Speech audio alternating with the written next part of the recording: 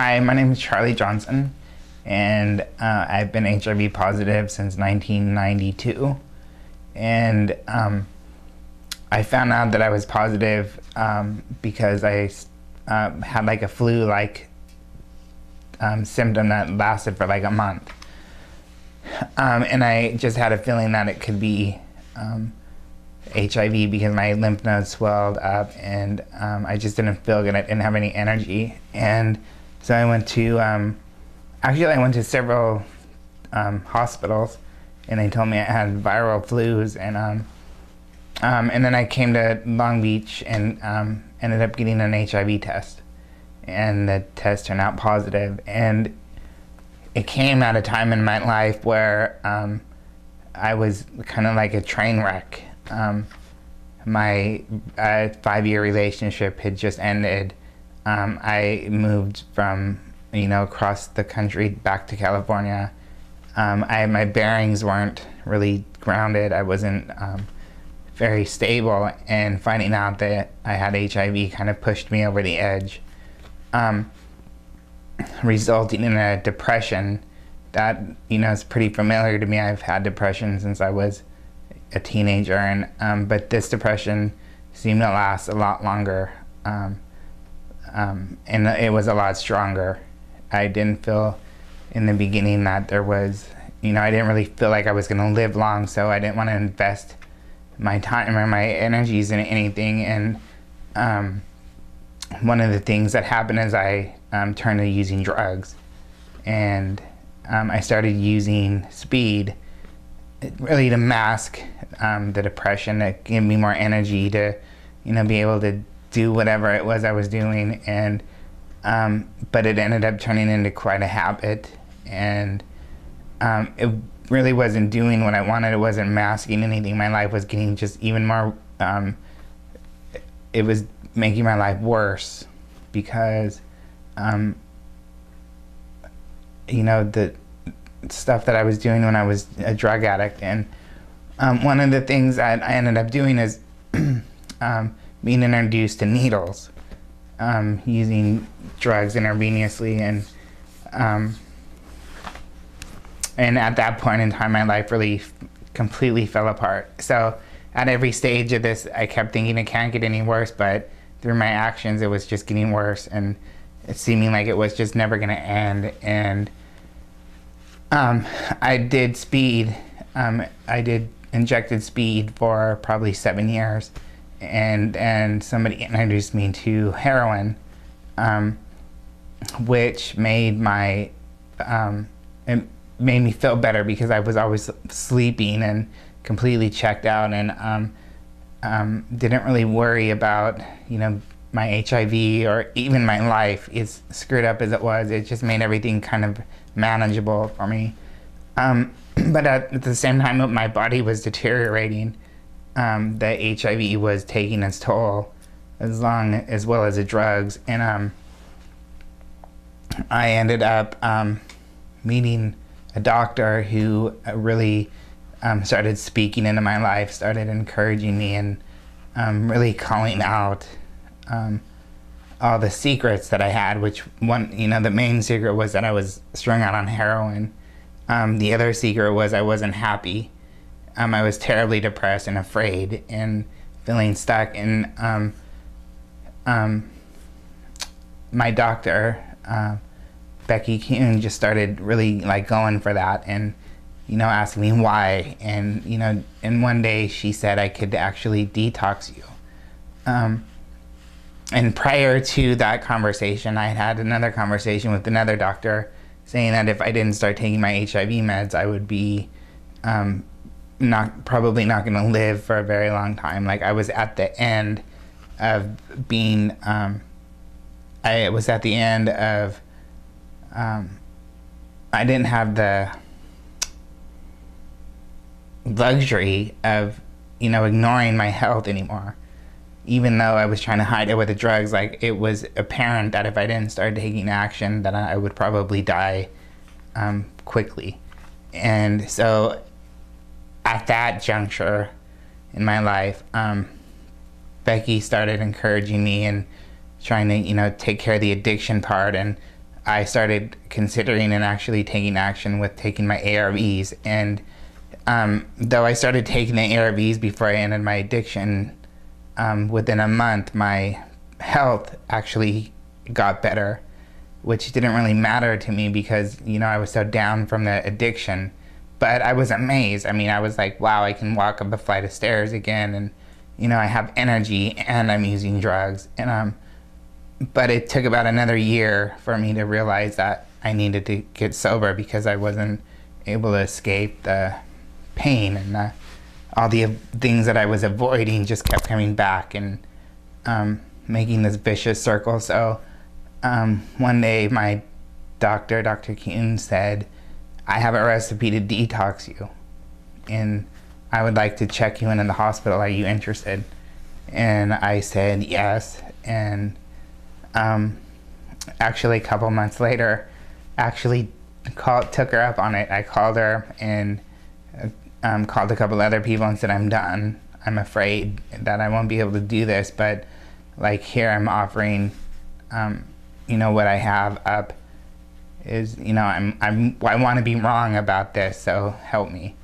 And I was checked into the St. Mary's Hospital and given an IV drip of some kind. It was kind of like a magical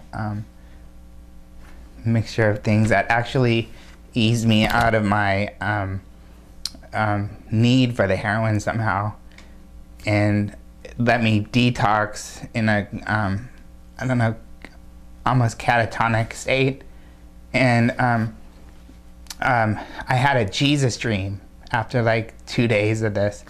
And one of the things is I actually went into the hospital wanting to detox, but I didn't trust the system enough yet, so I actually brought drugs and like syringes full of heroin, like 5 of them, because I had a PICC line and I could do it easily for once. And I was actually excited about that. So in the beginning of my detox, I did these 5 syringes of heroin like every couple hours. And on my last one, I realized this is it. Like, also, it was mixing with all the other drugs, so I think I was just completely out of my mind. And I fell asleep, and it seemed like it was a couple days later. I had a Jesus dream, and he came and he unplugged my IV, and he told me that I was done and that I needed to get up and actually do something for the cause. And I was like a little confused about what that meant, but it was very real to me. I remember waking up and actually looking for him, and I didn't find him, but what I found was that I was hungry for the first time, and I was really excited about that, like really on fire about, like, wow, you know, I'm not strung out anymore. And the first thing that I did was actually called a friend, and because I was going back to old behavior, I didn't know how to process any of this stuff. So going back to, you know, what was familiar and comfortable for me, I picked up the phone and asked somebody to bring me some speed, because I wanted to, like, just be able to express myself. The lie was I didn't think I could express myself without some kind of substance. And he did, and I injected it in my IV and actually had a really horrible reaction to all the other stuff that was in my system. And I ended up, I think, with suicidal thoughts. And they weren't really serious, but I ended up catching my gown on fire in the hospital room, and the hospital administration, the staff actually asked 5150 me to a psych ward in the middle of Compton. It was awful. It was like the scariest place that I've ever been in, but my life had ended up, it just kept getting worse, and I don't know if there was ever end to it. And when I realized that this could be the end, like this could be the time that I get off and I can say, now I'm gonna, you know, get sober and I'm gonna have a life. Like, this could be the end of all the drama. And it was. When those doors shut behind me, I realized that I didn't want to take my life. I was actually wanting life. That's why I went through the detox to begin with. And I just started becoming more sober and the reality of my life, and remembering the dream that I had. And really the reality was I wasn't strung out on heroin anymore. And so I started getting extremely grateful and grabbing onto all the things that were working in my life, and ended up getting out of the hospital quickly, and went to a recovery home, and just started like really getting that my life, I'm valuable, and that people are valuable, and that I was just stuck in this, you know, negative way of thinking. And for the first time in my life, I was able to talk about my HIV with hope, and share stories of you know, my past with people. And it actually, the worst scenarios in my life ended up becoming healing for other people. And I really believe that in that dream, that's what God was encouraging me to do, is like get up and like go out and like talk to people that are stuck and afraid, and in the places where you know very well, and be encouragement for them.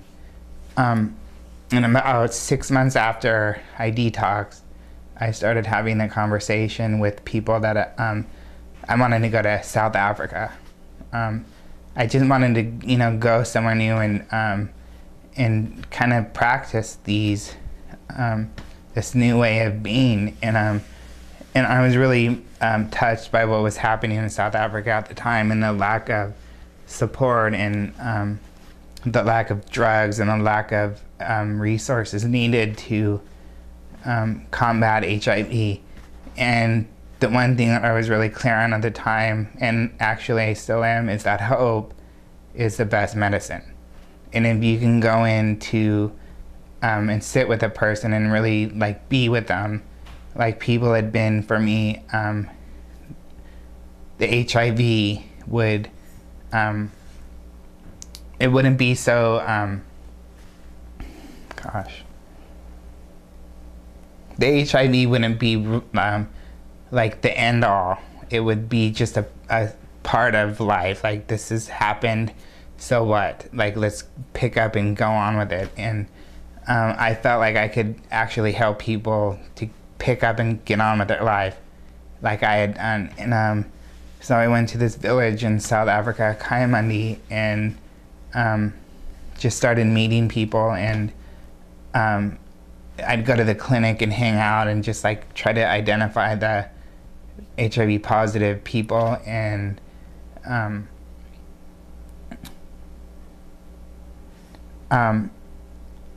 mean, it was very obvious that they were ill. And also I was noticing the stigma was a little bit different than in the States. So I had to be kind of careful with like how I approach people. But what I would end up doing is just kind of befriending people and finding out what I could do for them. And it was really practical stuff, like they needed food and, you know, shelter, or fuel to burn so they can heat their house and cook. So all the necessities, I was able to like pick up, and through that we could have conversations about, you know, what are you going to do about your HIV? Are you, you know, coaching them into like talking to their family members about it, coming out more with it. And I ended up with other people creating a structure where people could come in who'd been tested positive for HIV, go to a support group, get food, clothing, and medical attention. We did that by enrolling local doctors into the local clinic, donating their time, like a couple hours a week for just HIV positive people.